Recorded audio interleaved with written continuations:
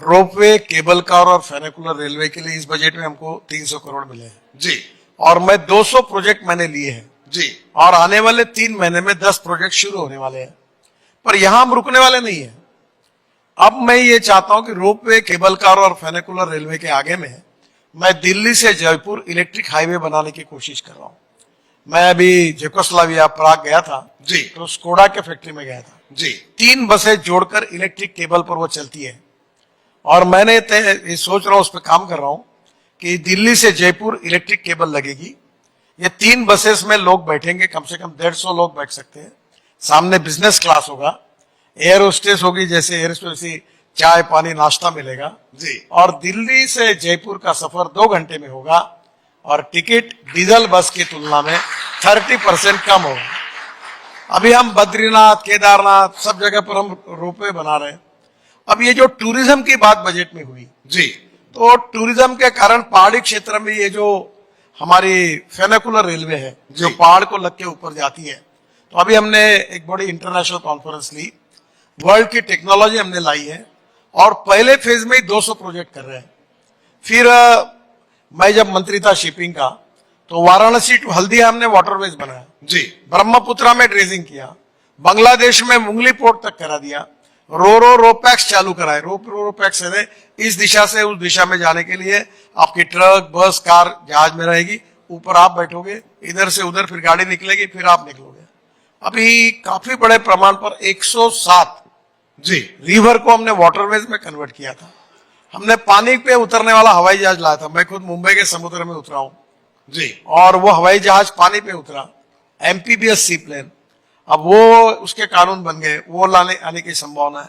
तो ट्रांसपोर्ट में पहली बात, फॉसिल फ्यूल के ऊपर जो ट्रांसपोर्ट है उसको डिस्करेज करना। अभी मैं गाड़ी में बैठ के आया जी ये गाड़ी इनोवा है जी ये वर्ल्ड की पहली गाड़ी है जो यूरो 6 एमिशन नॉर्म पे चलती है। 100% किसानों ने तैयार किए हुए बायो इथेनॉल पे चलती है और 60% बिजली तैयार करती है। अगर एवरेज का हिसाब करोगे तो 25 रुपए लीटर पेट्रोल का भाव होगा। अब पानी से हाइड्रोजन, ऑर्गेनिक वेस्ट और कचरे से हाइड्रोजन तैयार होगा, उसके ऊपर ट्रक चलेगी, बसेस चलेगी, हवाई जहाज चलेगी, रेलवे चलेगी, हमारी केमिकल फैक्ट्री, स्टील फैक्ट्री चलेगी। और हम ऊर्जा को आयात करने वाला नहीं, ऊर्जा को निर्यात करने वाला आत्मनिर्भर भारत बनेंगे। यही सोच से हम लोग काम कर रहे हैं। गडकरी जी, जो आपने हाईवेज बनाए, उस पर लोग चलते हैं, तारीफ भी करते हैं, लेकिन वो कहते हैं कि टोल टैक्स, कई बार जो टोल टैक्स के बाहर कतारें वो थोड़ी लंबी हो जाती हैं और कहते हैं कि रोड तो अच्छा बनाया गडकरी जी ने, लेकिन बार बार जेब भी ढीली करनी पड़ती है। अभी हम नई सिस्टम ला रहे हैं कि आपको टोल लाके नहीं रहेंगे, आपके गाड़ी के नंबर प्लेट का फोटो निकल जाएगा जी आप जहां से आए और जहां से निकले उतनी डिस्टेंस का टोल आपके बैंक अकाउंट से निकल जाएगा। देखो पहली बात, मैं आपको रुकना नहीं पड़ेगा टोल। मैं मजाक में बहुत बार लोगों को बोलता हूँ, जी आज तुम्हारा कार्यक्रम यहाँ 5 स्टार होटल में जी तो फुकट में तो नहीं मिली जगह, जी जी यहाँ पैसा देना पड़ेगा। हाँ, फुकट में ऑप्शन था, रामलीला मैदान पे आप और मैं 2 चेयर लगा के लाइट लगा के बैठ सकते थे। जी देखिए एक बात बताता हूँ, if you want good services you have to pay for it. मैं जब मुंबई पुणे एक्सप्रेस हाईवे बनाया जी तो पहली बार मैं टोल का जन्मदाता हूं, तो कुछ लोग मेरे पर नाराज भी होते हैं। जी तब मैंने मुंबई से पुणे जाने के लिए 9 घंटे लगते थे, जी अब 2 घंटे में आते हैं। तो 2 घंटे में पेट्रोल डीजल बचता है, टाइम बचता है, सब ट्रैफिक जाम से मुक्ति मिलती है। तो उतना बचता है उतना आपको टोल देना पड़ता है। अब सरकार के पास इतने पैसे नहीं है कि हम बजट से इतने काम करें। अब मैं 5-5 लाख करोड़ के काम कर रहा हूँ, बड़े बड़े ब्रिज बना रहा हूँ, टनल बना रहा हूँ, ये सरकार की बजट की मर्यादा है जी और इसलिए टोल है, इसलिए मैं काम कर सकता हूं। और जो पैसा बचता है सरकार का वो प्रधानमंत्री ग्राम सड़क योजना में बीओटी संभव नहीं, वहां पैसा जाएगा, गरीबों के लिए पैसा खर्चा होगा। तो मुंबई के फ्लाईओवर बनाए वो पब्लिक प्राइवेट इन्वेस्टमेंट से बने। अब दिल्ली के आजू बाजू में 65,000 करोड़ के रोड बना रहा हूं। अब दिल्ली से देहरादून 2 घंटे में होगा, दिल्ली से अमृतसर 4 घंटे में, जी दिल्ली से जयपुर 2 घंटे में, दिल्ली से मुंबई 12 घंटे में। अब मुझे बताइए कि इसके कारण तुम्हारा फ्यूल नहीं बचेगा।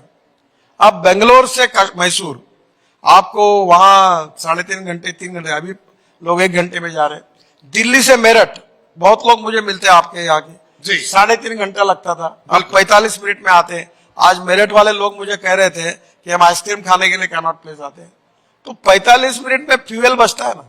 जी तो आज तो हम तो इलेक्ट्रिक की कार ला रहे हैं, इथेनॉल की ला रहे हैं, मिथेनॉल आ रहा है, बायो सीएनजी आ रहा है, बायो एलएनजी आ रहा है। हम तो परली से अब पानीपत में हवाई ईंधन बना रहे हैं, जो हवाई जहाज उड़ेंगे उस पर। पराली से हाँ, ऑलरेडी बन ये गया। कब तक साकार होगा आपकी? हो गया साकार।